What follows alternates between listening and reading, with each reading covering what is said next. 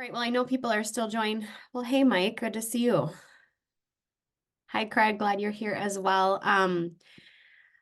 We will get started. We know people are still continuing to come in, but thank you for joining this MASA informational session. This is the third in kind of a series of three that CESO has been putting on, specifically from a CESO HR lens. We will get started. The title of today's presentation is Rethinking Organizational Design in Your District Office. So hopefully you are in the right place. I know that there's a variety of superintendent and other district leaders with us today. As we get started, I will just quick do my own introduction and then pass it over to Ryan to introduce himself. I am one of the vice presidents of HR at CESO, and we primarily support school districts with operational wraparound support. So a consulting company in Northeast Minneapolis, we are able to support you as district leaders make really sound decisions around your operations, facilities, communication, HR, finance, technology. And we have been around, we've been around as a company for quite a while. It's HR, specifically around 2 years working with K-12 districts and charters, privates, and other nonprofit municipalities types of organizations.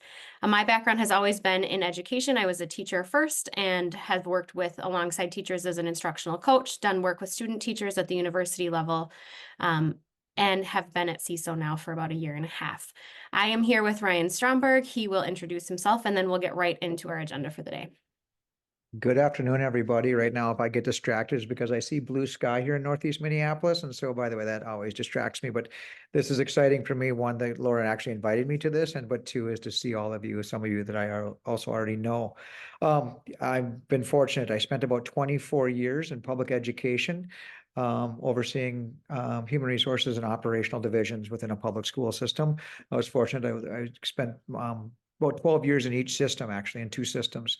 And then about 10 years ago, we started designing what it could look like to support school systems across the country operationally in leadership development, et cetera, like Laura described. My title says co-CEO.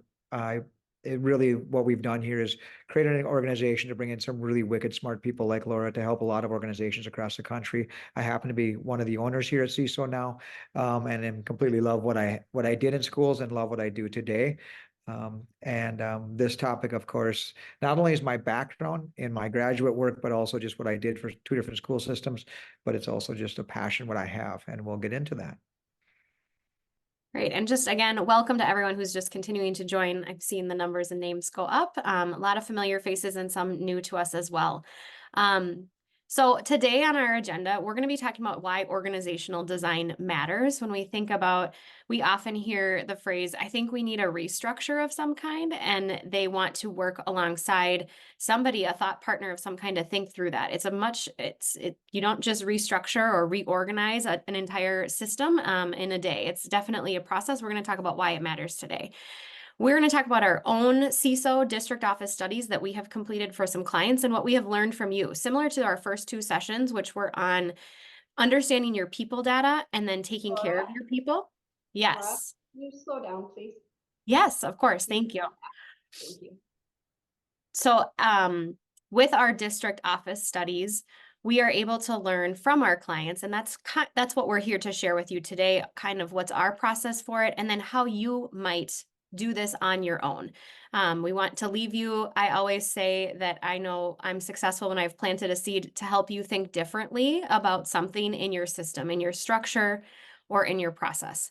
So we'll talk about the steps that you would take as a district leader, going through some discovery. What is that gap analysis between current reality and where you want to be? And then what are some steps for implementation, thinking about change management, thinking about multiple perspective decision-making, those types of things. So to kick us off, similar to our first 2 sessions, I'm going to do a breakout session to get you thinking and talking. As a teacher, I'm always going to want voices in the room and hear what your thoughts are around this topic first.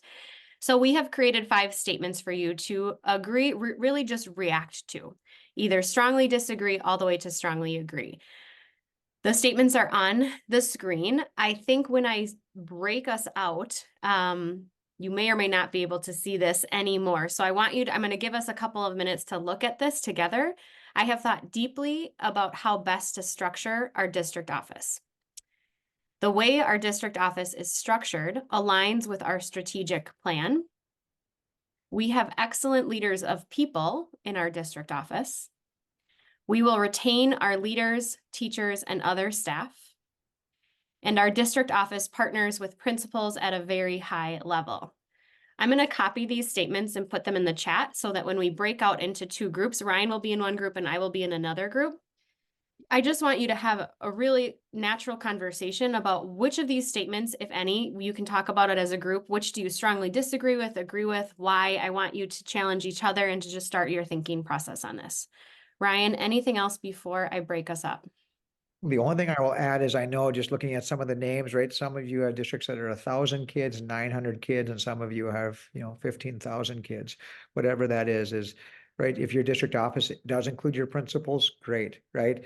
Just, it's more about the questions or the essence of what we're trying to get at with the questions, knowing we know in CESO, we work with districts with 500 kids all the way to districts with 150,000 kids. So, that's who we work with in our organization.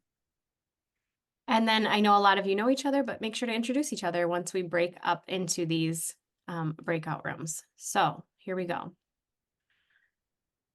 We're going to do 2 rooms just for the sake of time, and I'm going to give us about 8 to 10 minutes in here, and then the Zoom will bring us all back.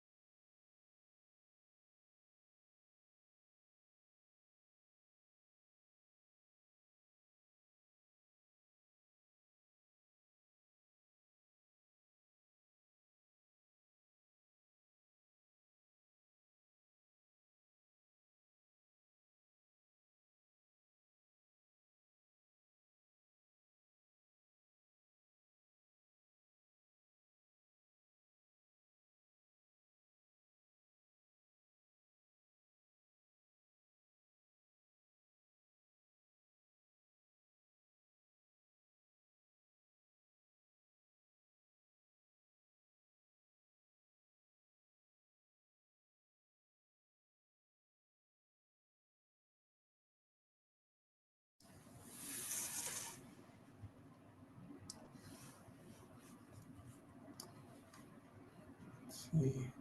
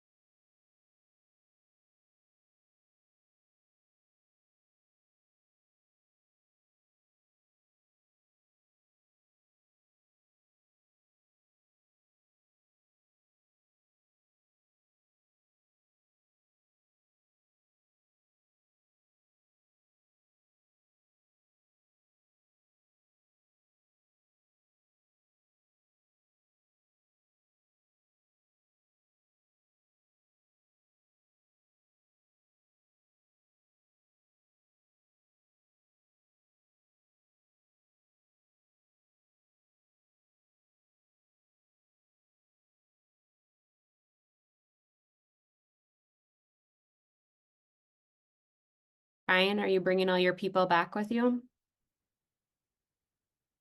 You're muted. I just selected back to the island, so sorry about that. Okay, we're gonna keep us moving. Thank you, everyone, for sharing your thoughts. Was there anything from your group that you want to share, at least Ryan, or anyone from your group that came out of that initial conversation?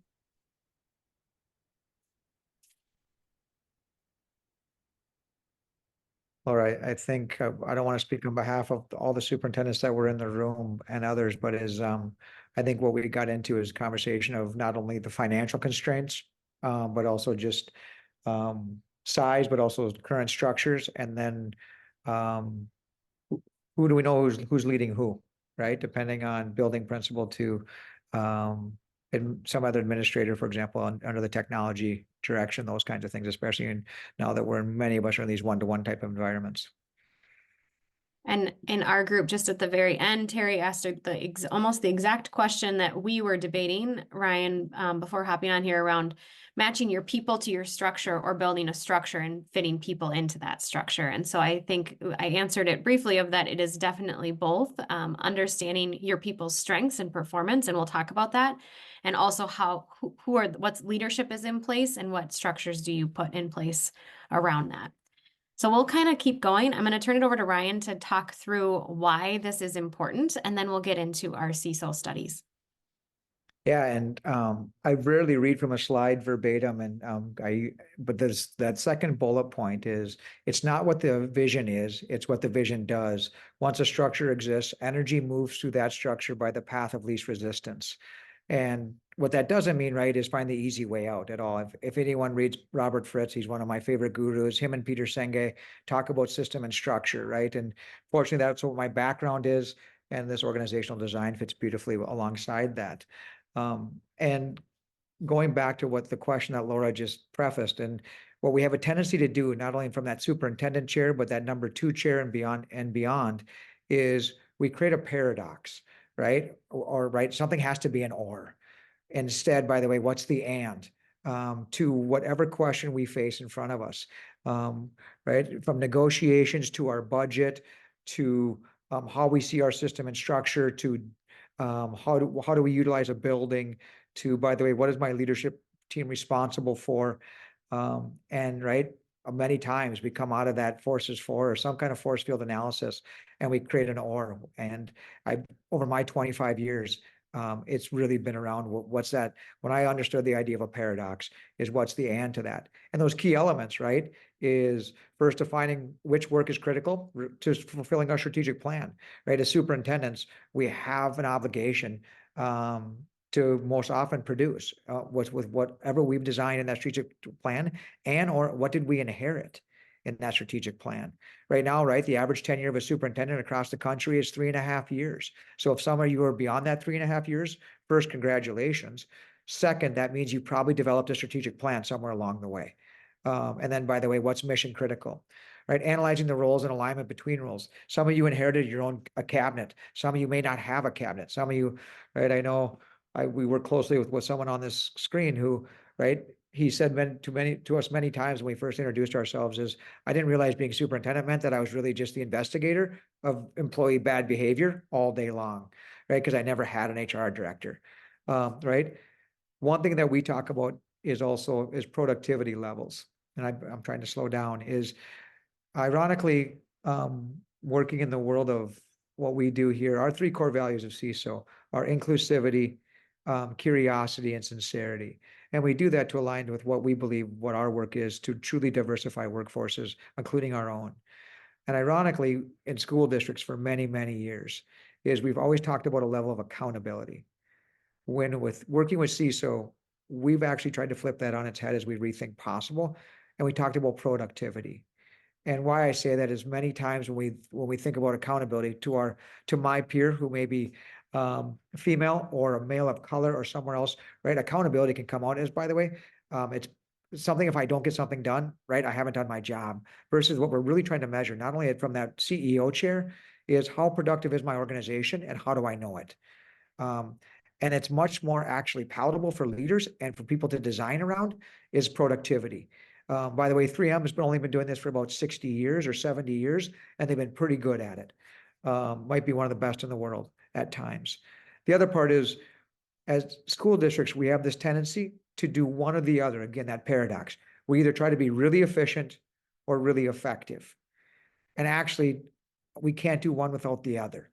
Again, going back to that analogy, right? Sometimes a CEO, as a school district of 900 kids or 1,000 kids or 2,000 kids, I'm expected to be the CFO. I'm expected to be the community ed director. I'm expected to be the high school principal. And right, because we're thinking of efficiencies, but then we wonder how effective, especially as we try to retain our most talented teachers, things like that. And again, it talks about what we're also then influences our processes and our workflows. How does the organization, how does our community, how does our leadership actually operate within these efficiencies and this effectiveness? Which then, by the way, your overall measure, if I had a whiteboard, I would talk about, then there's a quality measure, right? Because if you're too efficient, many times you miss on some quality measures. One, how do you treat your humans in that process? Two, but on the effectiveness over time, are we looking at 12 months, 15 months, 36 months? What are we actually looking at on that effectiveness? Right, with the next rolling out of the next reading curriculum, whatever it might be. Right, and then we had identified decision-making structures and excellence in that leadership. We're going to get into that, but it's really hard, right? I'm not to CEOs on this call. You know this. All it takes is one average or less than or adequate leader on your team, especially in that most critical role as a principal, by the way, that intensifies your job that much more. CESO talks to many CEOs across the country, superintendents across the country. We have a belief. We believe the most critical role in system is the role of a principal, right? They have the direct connection to everything that we are trying to accomplish. And ironically, we still sometimes have a tendency, one, to keep a really poor performing principal in that role, and or two, we hire on chance without really being strategic on, yep, I might take a flyer on a new high school principal who's never been a high school principal, but we leave that person to sink or swim without some kind of strategic partner alongside them. Or, by the way, we know we have a culture in X building and we continue to pretend it's going to get fixed because we have this, even though we have this idea that culture is leadership and leadership is culture. And so that excellence in that leadership goes back to the question that someone asked before. Is it system and structures and the people? Absolutely. To do it with an or. Laura and I have seen it. We believe it. I also, again, spending 25 years in that oscillation cycle, right? If we aren't willing to stop that oscillation and take that scan across system, we have a tendency to leave a principal or some leader in system and pretend that we can fix it without, right? Or we can fix it without making that change. And when, by the way, everyone is watching what we do next.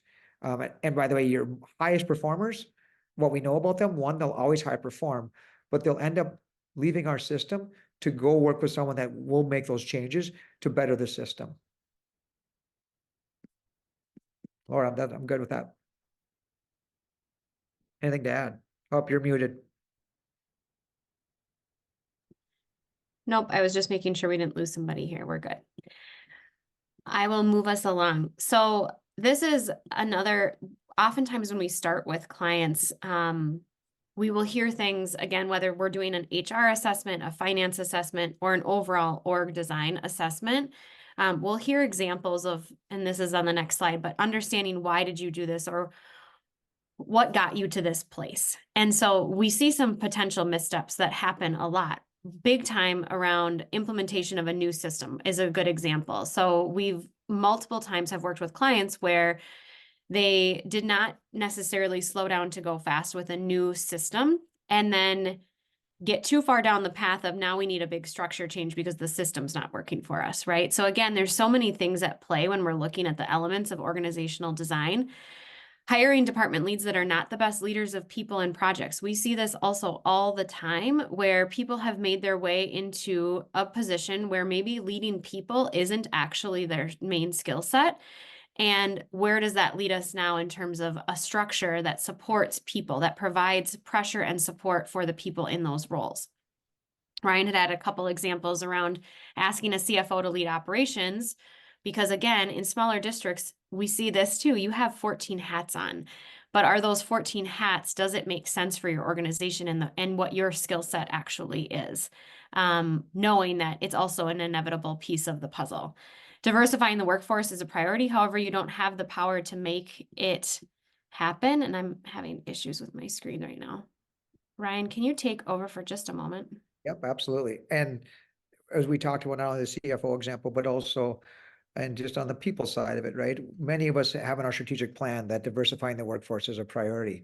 However, you don't have the leadership power to make it happen. And what a great example is, we look to our learning and teaching departments, or we look to the people that are responsible for hiring people, and we pretend, or we believe that, by the way, it's a onesie or twosie individual, and as a result, by the way, it doesn't happen. Right, most often, especially as we think about diversifying the workforce.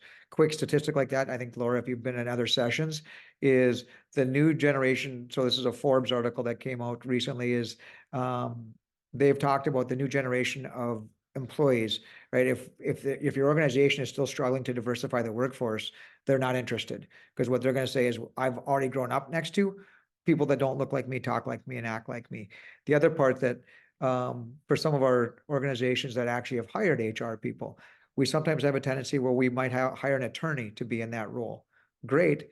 If, by the way, one of your strategic plans is compliance, right? Great. If, by the way, one of your strategic plans might be just to do investigations and do them well. Awesome, right? But what we know in this current environment, right, to retain staff, to attract staff, right, has that HR person, or do you have that skill in your chair to be able to say, what are the talent acquisition platforms that we should be working from, and what succession planning should we be doing in our organization, especially now in 2024. Quick example of just what happens across our systems, and how sometimes we are very willing to change, and how sometimes we are very unwilling to change or make the missteps. In 2004, I was at a AASA conference in Atlanta, Georgia. And the topics were labor shortage, because they didn't have licensed teachers teaching kindergarten and first grade. They didn't have substitutes, and they were trying to work more with less, i.e. their resources, their budget. Fast forward in Minnesota in 2022, 23, almost identical agenda that Mesa was putting on, that we were talking about in how many years ago in Atlanta, Georgia. I only say that to say is, what system and structures are in place to get after the idea of this labor shortage. At CESO, for example, we actually don't believe there's a labor shortage, right? And I'm not saying that we're accurate with that. We say it sometimes to get a reaction. But what we believe is there's a great employer shortage, right? And so when we talk about that, is great employers know how to be nimble, be flexible, and also work within the environment in which we work in, i.e. labor unions, those types of things. So how do we design around that now and into the future? So the first step is really identifying your own why. We heard some examples in the beginning of, we have some retirements coming up. We know that there's going to be some leadership changes. Some clients that we've worked with before know that they need a culture shift in their district office. They know that there are issues, but they can't quite identify where the root cause of that issue is. Some positive outcomes you're hoping for are more efficient processes, maximizing your systems, leaning into your technology, and knowing that if we are still functioning in paper world, we probably can be making some shifts into, for example, electronic benefit enrollment, personnel files. There are tons of ways that we can shift out of paper into electronic and really maximize efficiencies with the right people in place. Understanding, here's another thing we hear all the time, is how do we know if we have the right number of people in our district office, right? And how do we know if we have the right structure? So today is we go through a process, and I'm going to explain what we're looking for when we come alongside a client and work with them to help organize their structures and systems.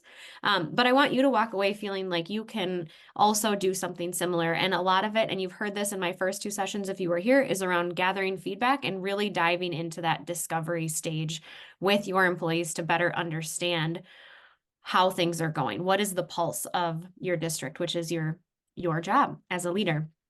So when we look at coming alongside a district leader and understanding the DNA of a district office. We're looking at, we've put them into 4 big buckets. Really what should be at the top is excellence in leadership. That is for us, the middle circle of this entire framework for a highly effective district office. So in excellence in leadership, what we're looking for is, again, feedback. Are people understanding how they're doing? Are there feedback systems? And I don't just mean about performance, but are there feedback systems in place so that people, employees in your district office, but also all of your employees have opportunities to give and receive feedback with leadership. This is a really critical example or critical part of the piece of the puzzle that we often, at least when we do our HR audits, we know that teachers get tons of feedback. We also know that operational staff get hardly any feedback from supervisors. And how do we know if we're meeting the mark? How do we know what does that success criteria look like? It's a common miss that we see in school districts. What types of development opportunities? I'm starting at the bottom and I'll work my way up, but what types of development opportunities are you providing? Again, you might be in a headspace where you think, and someone in the beginning session said that, or in the beginning breakout said, we barely have a district office. So what development opportunities can we possibly have? That's where I am going to encourage you to think really creatively around, again, utilizing technology, utilizing the collaborative environment of school districts. What development opportunities can you provide? Because it's another reason that people stay in places where they work. They're looking for that development. And then positive workplace culture. Do you know with data? So again, we started our first 2 sessions all around asking for data that you have a positive workplace culture, and we'll give you some ways to measure that. When you go up to intentional roles, what we're looking for here, and I'll get into the ways that we measure this, but do you have redundancies? Oftentimes we do, and we can't see it when it's that whole, you can't see the trees through the forest. You often come into a system and know that, well, that person does payroll, that person's our accountant, that person does this, without taking the pause to understand, are there redundancies here that we can eliminate, that we can find and uncover, and therefore move forward with more efficient processes? Do you have clear job descriptions that match what people are actually doing? And then do you have job alignment between your roles and opportunities for advancement in your roles? We talk a lot around succession planning with clients. That can get a lot of laughs from clients, if I'm really honest, because we know that in school districts, it's hard. It's hard to think about who's your next business manager when you don't have many applicants for that type of role. But we still believe that you can create the conditions to be having those conversations regularly. Productive environment. We're looking for, the people in your district office have the tools and resources and the flexibility and space to do their job really well at a high level? And then what are the communication patterns on teams? That might be if you're in a bigger district and you have departments, what are the communication levels on teams? Sometimes as a leader, for example, I know our HR team just doesn't get along with finance. That's something we've maybe heard before, right? There's this disconnect. We work in silos. Well, how do you know that? That is your job, to understand it, to uncover it, and to do something about it. And so really understanding what is communication patterns within teams. And then what are the communication patterns to and from leadership, right? What are those patterns? What's in place? So these are all the elements that we're looking for when we come in to do a district office study. Ryan, anything to add? Yeah, 2 things, and I'll just be really quick, going back to intentional roles, just to be tactical on that redundancy side. One thing we've done with multiple organizations, especially of 900 kids to a couple thousand kids, is your payroll person, if you ask them, right? Their job takes 40 hours a week, might even take 80 hours every 2 weeks for every payroll, right? No matter smart system, e-finance, Skyward, whatever the system is in Minnesota, is what we've come in and show an organization. If you maximize your HIRS system, it doesn't take your system that long to run payroll. Once you set up your tax tables and your deductibles, right? It's a great opportunity to show, by the way, to run payroll, it actually looks like X. We are running payrolls for many systems across Minnesota where we can do it with our earbuds in for 8 hours versus paying someone 40 hours a week to do that. Again, it's maximizing that technology. It's utilizing what you look like in 2024, also to reduce that turnover opportunity. The other part is, I'll go down to clear communication, is if you, as superintendents in this call and others, is if you Google anything right now, the most critical aspect of leadership is strategic communication. Do you have someone come alongside you and focus on a weekly, sometimes daily basis on what are the key roles for strategic communication? The piece I'll give an example to that is we're fortunate to come alongside many districts and again here locally to help them with their teacher negotiations. And what we've discovered is those districts who have been excellent with strategic communication settled their teacher contracts much sooner than most. And why is because they've been working on that strategic communication, not just this year, not just last year, but they were creating that runway, getting ready for. No one could have predicted probably that we were going to have a democracy made up of 3 areas of Democrats, which we haven't had in Minnesota in a long time. But by the way, that created a lot of challenges for us. But by the way, what did we have already in internal controls, internal strategic communication? That, by the way, one, where were we going financially? Where were we going with our humans? Where were we going with our learning and teaching? Where were we going with our public? What did that look like? And by the way, was our union informed? And by the way, what could we lean into when we got to the table? So we spent very little time at the table knowing that they knew they were a part of that system. Just an example. So again, if you're looking to kind of facilitate your own organizational design study, we go through 3 stages that are pretty straightforward in any time we're going to enter a client project. So discovery, what opportunities do you already have? You want to collect that data. So I'm gonna give you some examples of what you might ask if you were to send out a survey or do some one-on-one interviews. One thing that is again surprising, but probably not that surprising. When I say that operational teams and staff don't really receive that much feedback, many of them haven't been asked in a while how it's going necessarily, right? Because we keep that train on the tracks. And so how do you pause and find out what you need to in order to make some really sound decisions? Then you provide that, or then you complete that gap analysis. So what is the data telling you? That's not to be done in isolation. I always recommend doing that with other leaders to really understand the data that you're collecting. Now, as I talked about in one of our first sessions, when we're asking employees to share information about their jobs, we want to keep relationship and confidentiality at the forefront because we know that we're asking for, which again is a reason that sometimes people ask an outside party to do this because we want that real honest data around how is it going and what could change.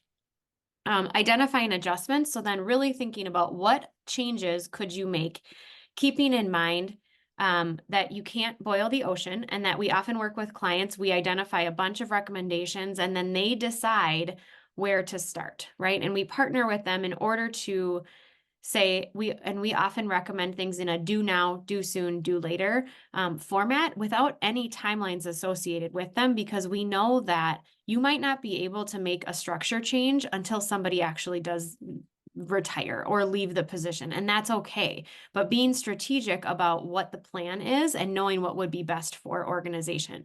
So these are those 3 steps that we take with every client of what information do you need? What is that information telling you and what changes could you make? So these are some examples when we survey employees. And again, these employee groups, this can be done at a district office.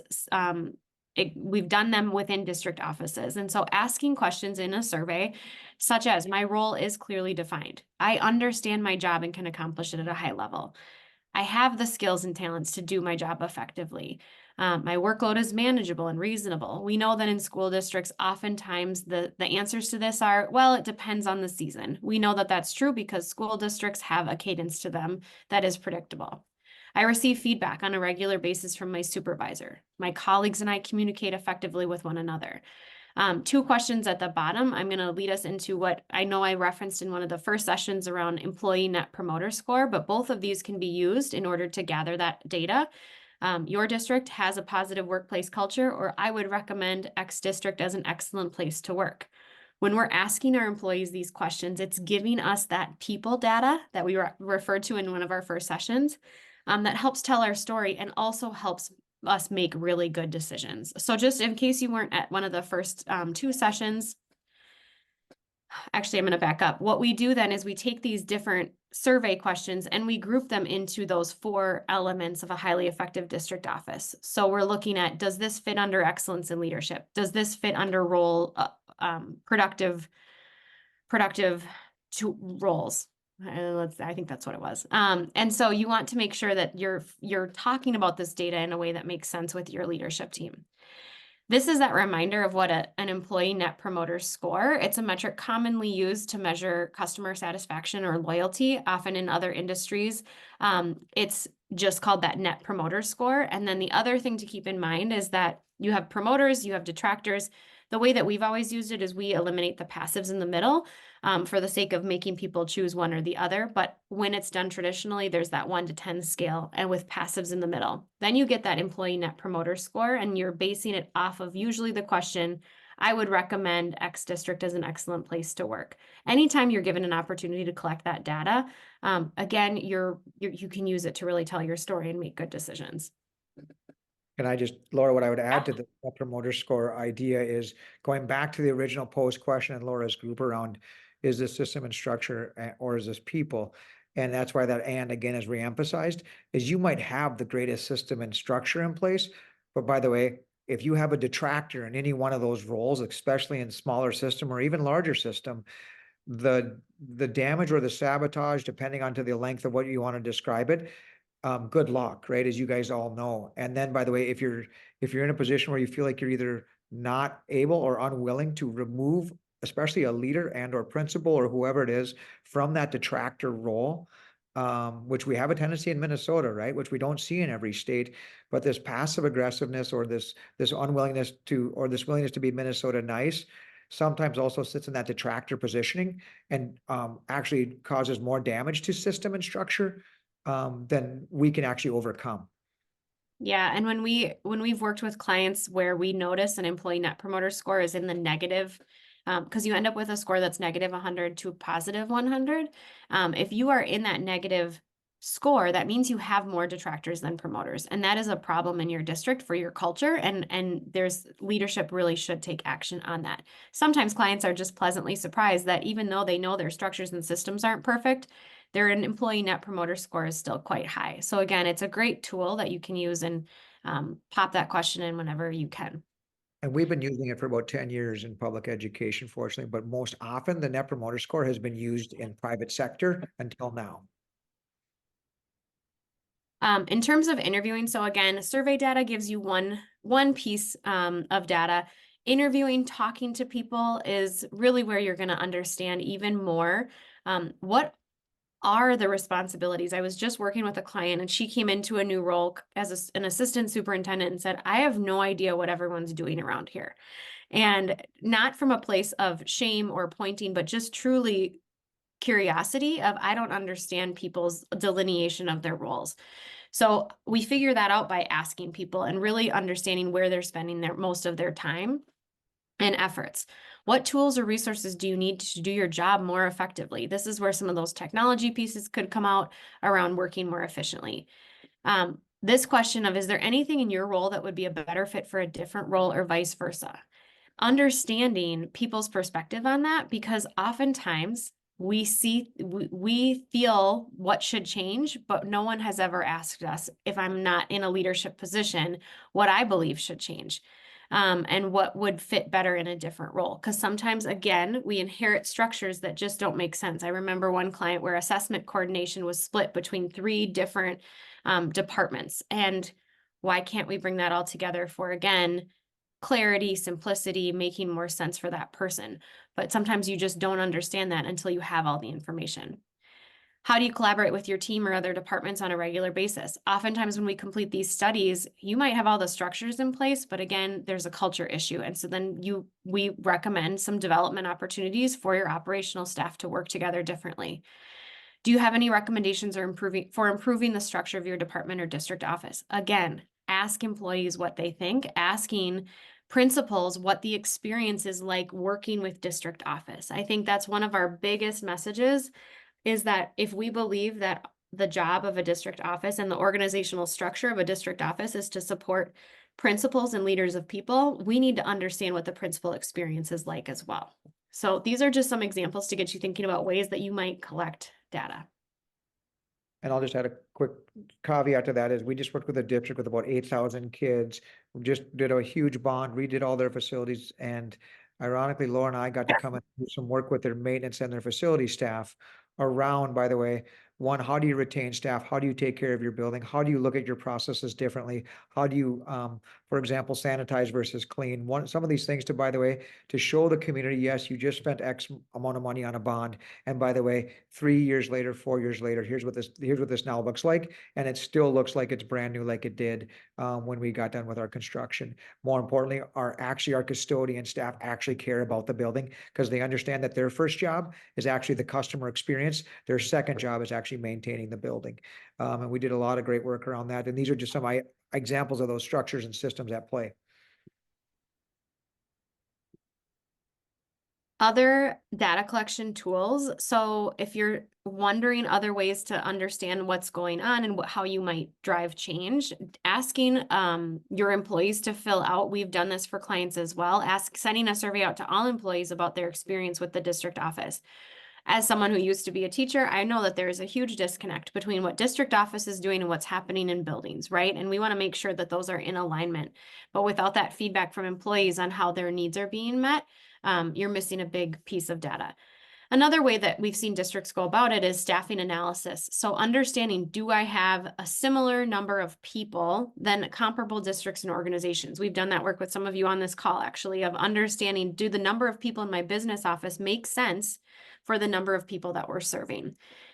You can compare yourselves to other districts, but the reality is too, is every district struggling with this to understand this. And so in the HR world, we talk about a staffing ratio a lot, which again, in other industries, it's somewhat accepted that one HR person to every 100 to 200 people can be one ratio that we use. Now, that's never really the case in a school district. We see ratios making up an entire district office, like many of you on this call, where you might have your ratio is 2 people in your entire district office for every 100 people that you serve.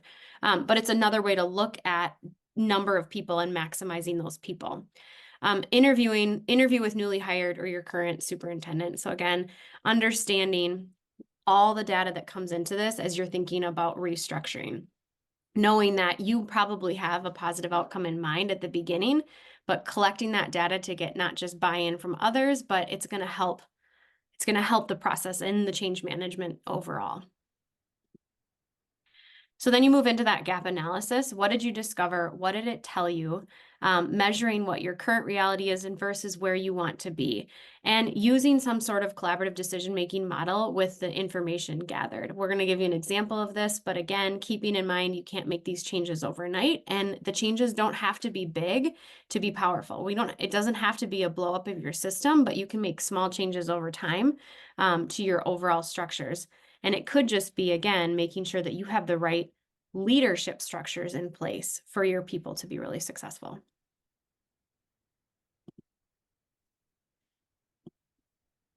So then as you go into this, you're identifying those adjustments. What structure changes are you going to make? Do they meet your strategic vision and goals? And then how do you know? And then do your changes allow for cross-training and leadership development, succession planning? Do they position you in a proactive state for future, whether your future is growth or change or whatever the future holds for you? We know that we're constantly evolving and changing as schools, and we need to allow our structures to grow with those changes. And asking yourself again, how do you know? One of the biggest things that we see is limited cross-training and then limited succession planning. So again, how can you create some systems and structures in place to support those? Ryan, anything else? Yeah, just around again, I said it before, the paradox is early in my career, coming from a district of 10,000, over 10,000 kids, and then going to a district of 4,800 kids, I did somewhat the opposite of what a lot of people do. But I did it on purpose to go to, in that district, to go to 4,800 kids. I had the opportunity to rebuild the whole system with that current CEO. And the biggest part of my learning was we have a tendency to tell the qualitative story and what the community needed, what our communication needed, what our school board needed, right? They also needed to see the quantitative, right? What's the dashboard? What is success looking like? What is the measure? And by the way, continually coming back to it. And that's even just beyond student achievement, right? When I'm talking about if it's operational, if it's with a curriculum, if it is, by the way, with retention and nutrition, with staff, with retaining principals, whatever that looks like, that quantitative analysis is, how do you know it? is it's one thing I've gone everywhere in my career now as one of the co-CEOs here. I say to all of our consultants, how do you know that about your client? Did we deliver? How do you know it? And that's why you can see a lot of the things that we not only work with school districts on, we also take those same processes and internalize them here. For example, CESO exists on a huge part of that net promoter score, right? We don't get more business if people don't refer us, right? 90% of our business is based on referral, right? So then how do we know that if we're working with Craig and Triton to Mike and Byron or wherever you're at, if we don't show up and do our job, take in feedback, make adjustments and change, and then quantitative it and qualitative in a qualitative measure as well, do that internally and also externally with you all. This is one tool that we use. And again, we recommend any kind of change management strategies that maybe your district uses or leadership frameworks, but a multiple perspective decision making. You probably on this call have some ideas in mind right now using your single story and your single experience of what needs to change. Likely in your gut, you know it. Hopefully from today, you know that you need to move to that number 2 of gaining perspectives. What perspectives do you need to gain when you're thinking about a big organizational design, either structure change or any kind of change that you're wanting to make, any decision you're needing to make, gaining those perspectives. And then coming back to your organizational values. They're on your strategic plan. They're part of your DNA. How do you put all 3 of those things together to make really sound decisions about what you're doing? And again, we know that some decisions need to be made quickly. I would argue that with these organizational design types of decisions, it's a go slow to go fast type of decision. That is what we have. We want to open it up to any questions for these last 6-ish minutes. If anyone, we really want to hear all of your thoughts and feedback and questions for us today as you think about what you heard.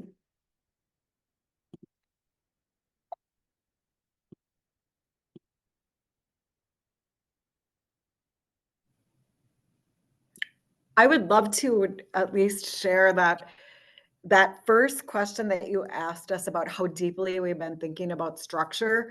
I could just answer with very deeply for quite a while.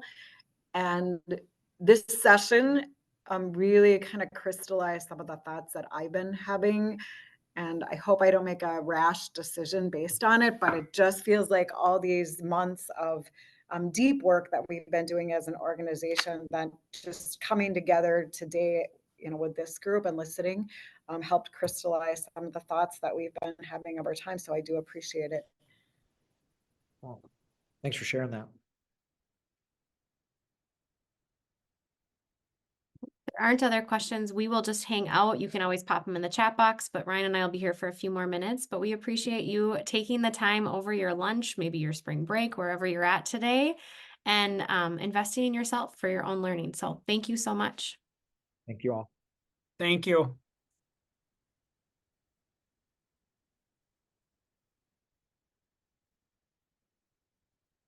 Laura, Rick, Alexandria. Hi, good to see you. Good to see you. I hope you had a chance to talk to Jesse a little bit. So I did. And thanks for investing a little bit and seeing where we go from here. So Yeah, it was a great conversation. good. And then apologies, I jumped on late, so I didn't get to see that first great question, but thanks for supporting. And I just shared a new organizational chart. So we went through reductions for next year, right? Efficiencies and effectiveness. So thanks, Ryan, for the and so just shared a new organization chart that actually leans into some of the strengths of the current people.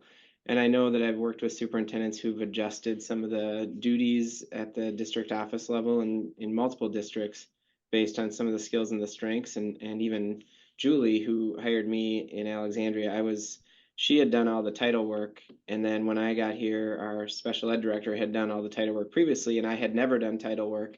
And so she moved that off my plate, gave me something else. So I'm have watched that happen. So don't have fear about it. And so, and I didn't get to see who the colleague was who just was talking something they've been thinking about for a long time. But we typically learn by doing, not that we're going to get it right every time, but so I guess I had that. I had role models in front of me that helped do some of that work that I think alleviated the stress about doing something different or trying to do it differently. So, and we just shared that with our leadership team here this morning, our new organizational structure where a finance person has some different responsibilities, HR has some, we have fewer people, right? We're, you know, we're going through reduction. So we have fewer people. So we still have to figure out and give clarity about where the work's going to get done. So was reflecting on that. I was watching the slides today. Rick, thanks for sharing, and it was great to meet you last Thursday. And I would also say this, is I couldn't agree more, is how I got here was all because of the people that I learned from, especially, I don't know if you know Dr. Jeff Ronenberg, the last superintendent I spent with for about 12 years, is it's where I fell in love with system and structure and Senge and design. One, because he's just wicked genius, smart. But two is, going back to your part, he was also willing to fail to move forward. And a lot of people in education grew up in a compliant world. And to come alongside a leader that's willing to first fail, saying, and he moved me into his number 2 spot and saying, Ryan, you have the freedom to design our system in partnership. And for all the things that we did over a dozen years is how I got to be here. And so I couldn't agree more on that mentorship and that leadership and just that partnership. And also working with a crazy, crazy creative and courageous CEO is absolutely rewarding. That's, I mean, the most rewarding of my career. Yeah. Yeah, and that was so Julie Kritz, Rick Dressen, Ken Dragseth, you know, all weren't willing, you know, they were willing to take some chances and do some things differently. So Well, and I think, again, I think the courageous piece is really important, and we didn't even touch on that, but it takes creativity and courage to do it and then learn from it, right? Because we're not going to do it perfectly, but gathering everything you need to set yourself up. Thanks for sharing. yeah, And then you will get access to this slideshow. So if you join late, you'll still have access to all the slides. sounds good. I'll let So Andy. Rick and I have been buddies for a long time, believe it or not, 20 some years. And so for the fact that we're the two on this call is interesting, still left over, and we have similar size and scale districts in terms of about 4,000 students. I'm in a great spot where I have great people. I have really, really good people. I have very good principals. I have a new high school principal that wasn't great prior to this year. I need to tell a better story about how we're using our people, because there's a belief that we're overstaffed, and we're, quite honestly, I think, significantly understaffed. So it's a question of the messaging of who we have and how we use them, but also we just cut, like I said, 14% of our operating budget over the last 2 years, and so everybody wants administrators cut. And I said last night in a community forum, I'm not going to do it because I can't. That's a problem. We would jeopardize the health of an organization. So I'm interested in learning more. Rick and I talk a lot. Usually it's about basketball, but we do talk about work every once in a while too. So I'd be interested in learning more about what we can do in New Prague. One, to quantify, are we high, are we low, where are we high or where are we low, and then trying to leverage the talents of the people that we have. Because I don't have performance issues, I just have some gaps in where we have people situated. Andy, I'll turn it over to you, Laura, because Laura is our organizational guru when it comes to doing the audits in our system and for clients, and she helps clients across the country do that.